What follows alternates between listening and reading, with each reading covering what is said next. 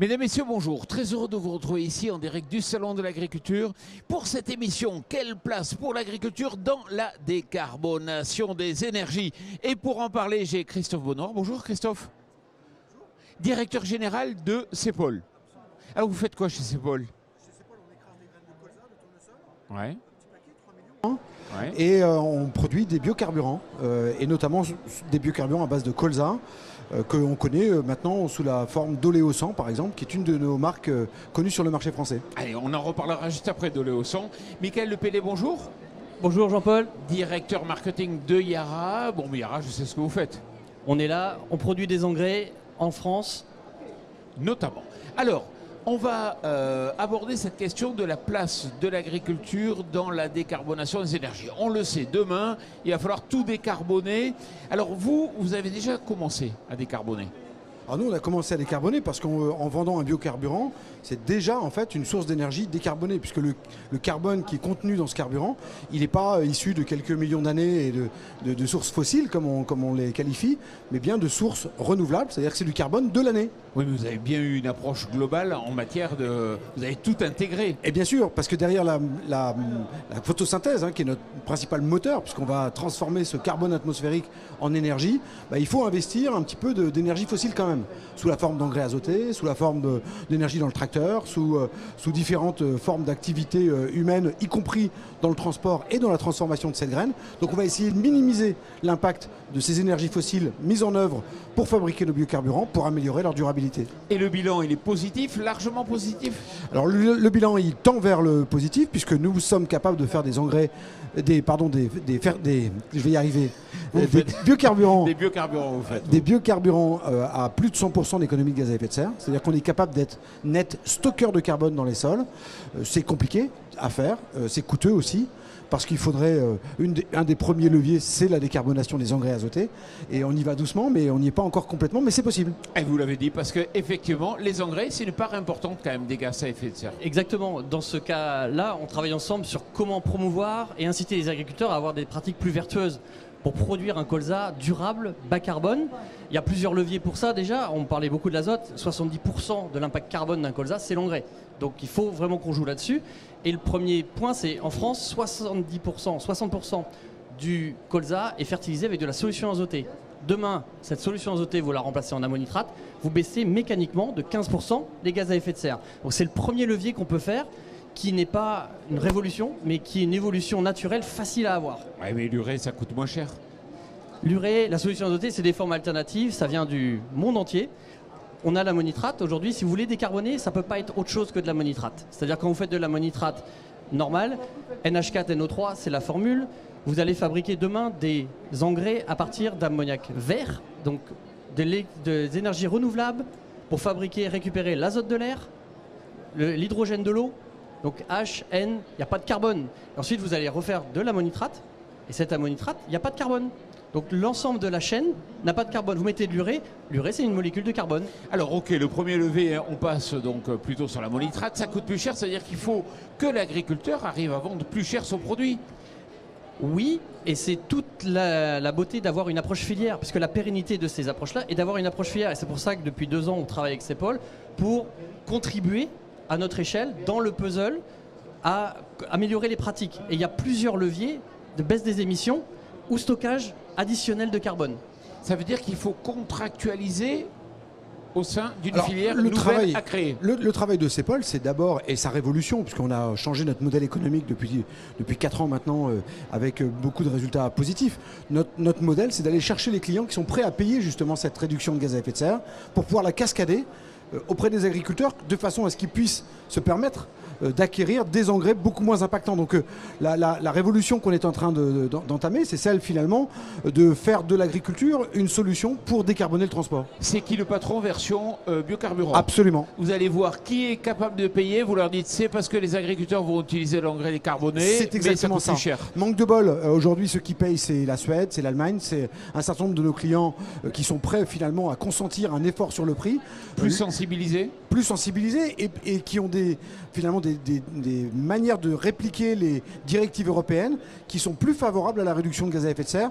On y va doucement, donc il faut être optimiste sur la capacité aussi en France à sortir du B7, 7% en volume, pour aller vers un impact carbone des carburants qu'on utilise.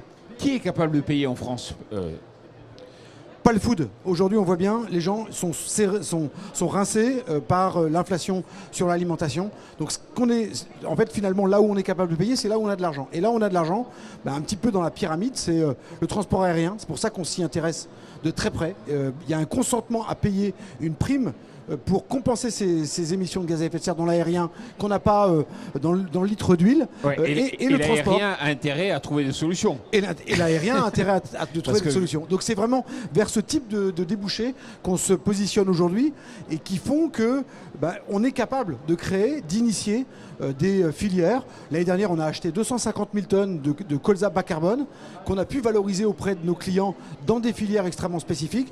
Et ces 250 000 tonnes, il faut qu'ils deviennent 2 millions à l'horizon des quelques années à venir. Yara va être un excellent levier pour nous pour aller chercher ces 2 millions de tonnes.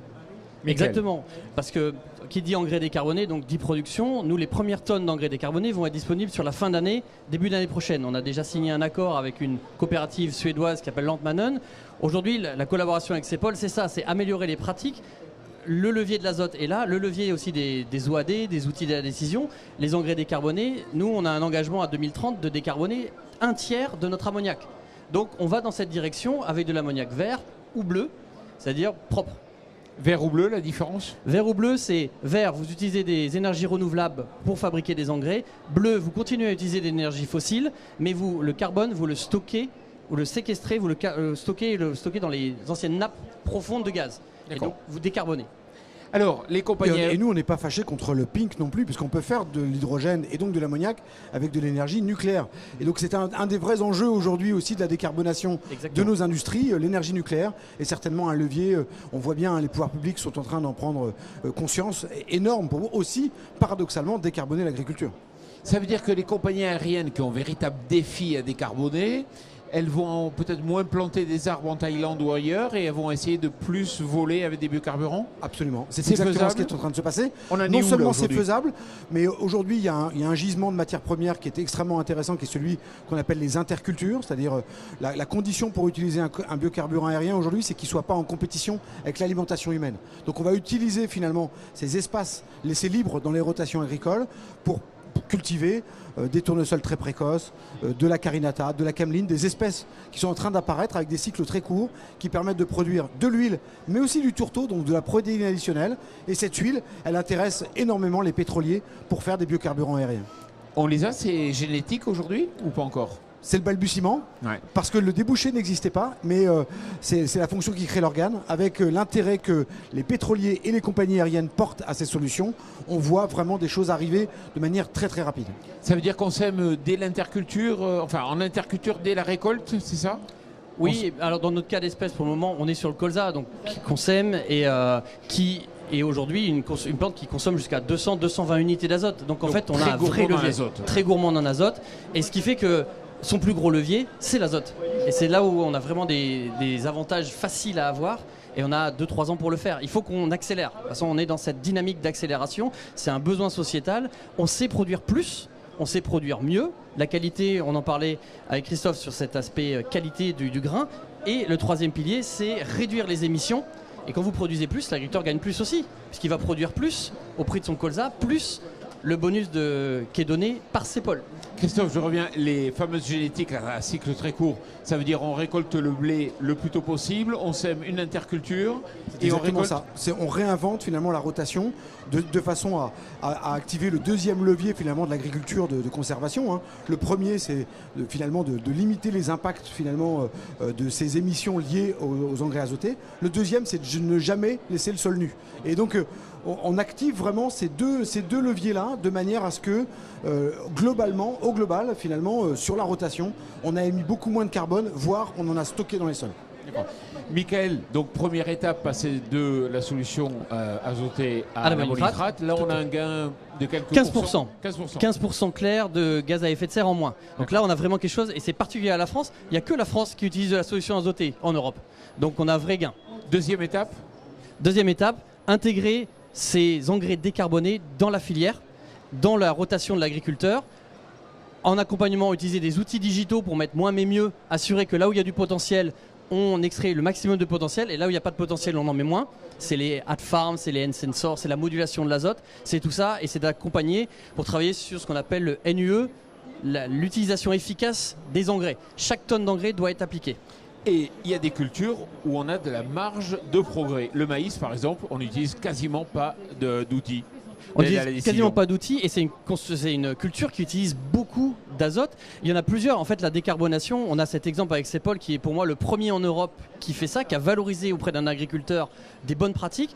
Demain, ça peut être fait dans le maïs, ça peut être fait dans la betterave, ça peut être fait dans la salade. Il suffit d'organiser une filière pour ça et il faut des gens qui sont un peu entrepreneurs, ce qui est le cas de Cepol sur cette approche-là et on est tout à fait dans cette approche de collaboration. Et vous en êtes où aujourd'hui de la contractualisation pour pouvoir rémunérer l'agriculteur qui va payer plus cher ses engrais?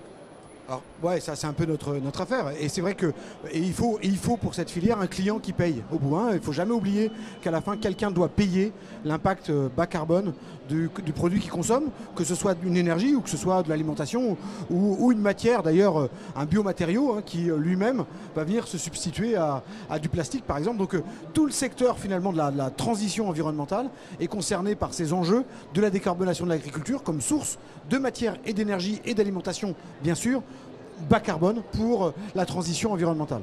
Donc, ok, les compagnies aériennes, est-ce qu'il y a d'autres clients? Bien sûr, je prenais l'exemple des compagnies aériennes qui restent relativement anecdotiques en termes de volume, qui est en train de se développer, mais comme je le disais tout à l'heure, dans le cadre de mandats en réduction de GES, des pays comme l'Allemagne et la Suède ont déjà mis en évidence le potentiel qui était en fait latent dans l'agriculture pour fournir des matières premières bas carbone au secteur du transport. Ce qu'on peut espérer aussi, c'est des engrais totalement décarbonés. Tout à fait. Et si je rebondis sur ce que disait Christophe, en Suède par exemple, on a un exemple, on a vendu les premiers engrais décarbonés avec Lantmännen, on va décarboner 400 000 hectares de blé avec des engrais 100% décarbonés. Parce que quand vous décarbonez au niveau d'une usine, aujourd'hui en 15 ans chez Yara, on a fait à peu près moins 55% d'empreinte carbone en moins par rapport à un engrais standard ammonitrate. Demain, vous mettez des engrais décarbonés, fabriqués à partir d'énergie renouvelable, vous baissez de 90% cet impact. C'est énorme. Donc on a un vrai levier. Expliquez-moi, cette énergie renouvelable, elle vient d'où? Elle est produite comment? Alors dans le cas de Yara, l'énergie renouvelable, il y a 3 volets. Hydroélectricité, c'est notre projet en Norvège. L'éolien, on a un projet en Swisskill en Hollande. Et photovoltaïque en Australie qu'on a. Et aujourd'hui, le plus important sera celui de Norvège. Et derrière, ça va fonctionner avec de la certification et de l'empreinte carbone jusqu'à l'agriculteur. C'est-à-dire que cet engrais vert, cet engrais décarboné qui sera fabriqué en Norvège, on ne l'aura pas en physique en France, mais on aura la certification, on aura le certificat. Demain, on signe quelque chose avec Cepol en disant demain, on veut décarboner 200 000 hectares de colza. 200 000 hectares de colza, c'est 100 000 tonnes d'ammonitrate. Comment on décarbone 100 000 tonnes d'ammonitrate? Il faut 40 000 tonnes d'ammoniac. J'ai besoin de 40 000 tonnes d'ammoniac à allouer sur cette filière. Ce que tu viens de dire illustre aussi un autre élément qu'il faut avoir en tête, c'est qu'on est la seule filière qu'on épluche quand on roule avec une voiture dite zéro émission. Quand bien même c'est du charbon de l'autre côté, le consommateur a l'impression de rouler à zéro émission. Vous avez vu que nous, pour faire un biocarburant, on va éplucher l'agriculteur du moment du semis, du labour, jusqu'au moment où on a livré le biocarburant dans le réservoir du véhicule qu'il utilise. Donc on est peut-être aujourd'hui précurseur en cette matière qui consiste à faire l'analyse complète du cycle de vie d'une énergie renouvelable. Et c'est pour ça que Yara fait autant d'efforts aussi pour flécher ces énergies renouvelables de manière à ce qu'ils soient identifiés. Dire que c'est renouvelable ne fait pas le renouvelable. Faire du renouvelable, ça veut dire effectivement développer l'hydroélectricité, ça veut dire développer l'éolien, le solaire, et c'est exactement ce que fait Yara, et c'est ce qui va compter à la fin. Ce biocarburant décarboné, il sera uniquement pour des flottes captives ou pour l'aérien, ou il y aura aussi peut-être à la pompe? Avec la prévision qui nous est maintenant faite de la disparition du moteur thermique dans les parcs de véhicules. Ce qui n'est pas sûr encore. Ce qui n'est pas sûr. Mais nous, on a intérêt à y réfléchir sérieusement. En tout cas, on voit bien que depuis pratiquement la fin du Covid, les immatriculations de véhicules électriques ont dépassé les immatriculations de véhicules diesel. Donc, clairement, aujourd'hui, propulser des véhicules avec des biocarburants, pour nous, c'est propulser des véhicules lourds. des camions, des bus, des trains, comme on le fait sur la ligne Paris-Granville par exemple, et des avions demain. Mais c'est vraiment sur ce secteur-là qui sera d'autant plus difficile à décarboner que ni l'hydrogène ni l'électricité ne sont aujourd'hui réellement adaptés à transporter des charges très élevées. Donc c'est vraiment notre marché d'avenir.